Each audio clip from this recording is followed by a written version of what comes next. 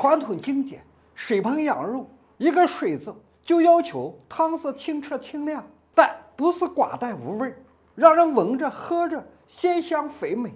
那想要做的让人喜欢，新鲜就是最大的难路，干货全拿走，开店就赚钱。大家好，我是平乐老师。想要做到汤的鲜香，就有足够的新鲜羊骨，汤要肥美，那就需要新鲜的腰窝油。提前用淡盐水浸泡4小时以上，天热了记得中途换水，把羊骨、羊油里面的血水置换出来，初步最大限度的去除腥，把膻味降下来。一锅凉水直接下羊骨，你看羊骨是浸泡之前砸断敲破的，然后开火。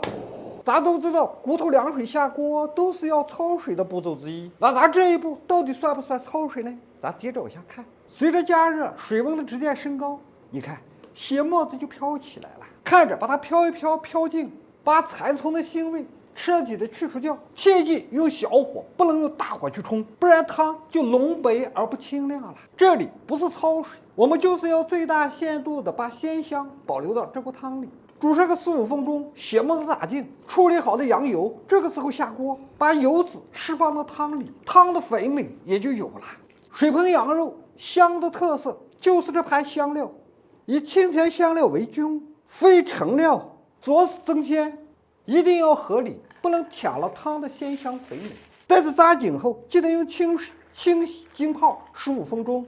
香料包下锅前，把汤上面飘着的污色血沫再次飘一飘，然后再下香料包，依然保持小火，慢慢煮着。水盆羊肉我们选择新鲜的带骨羊肉，还是提前用淡盐水浸泡，置换出肉里面的血水。下锅前记得反复清洗干净。香料包在汤里煮了20分钟了，这个时候你看这个汤色，料香味释放出来了。这个时候羊肉下锅，依然保持小火1个半小时。做到这里有一个疑问，煮肉不需要加盐吗？盐是要加的，但是不是现在加，盐加早了，水盆羊肉这锅汤就容易发黑。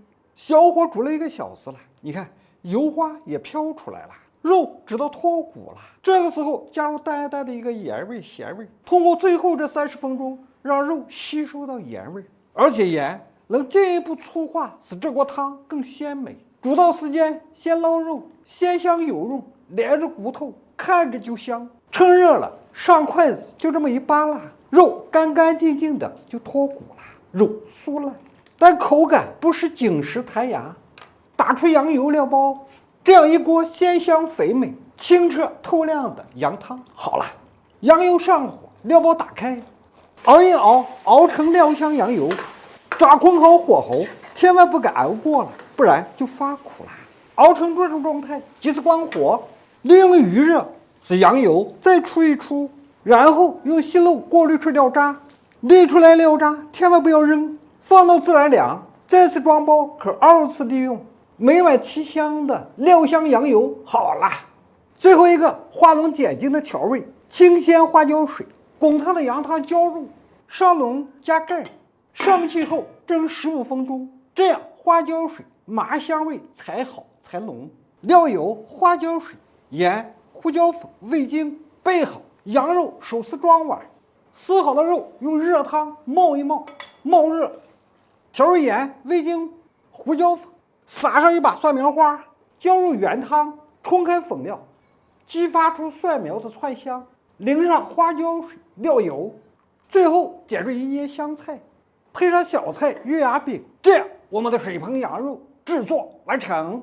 喝口汤鲜美，麻香料香回味，吃口肉香的纯粹，结着馍就着小菜，滋润舒坦。今天的教学就到这里，关注我们，学习更多专业的小吃创意技术，咱们下节课见。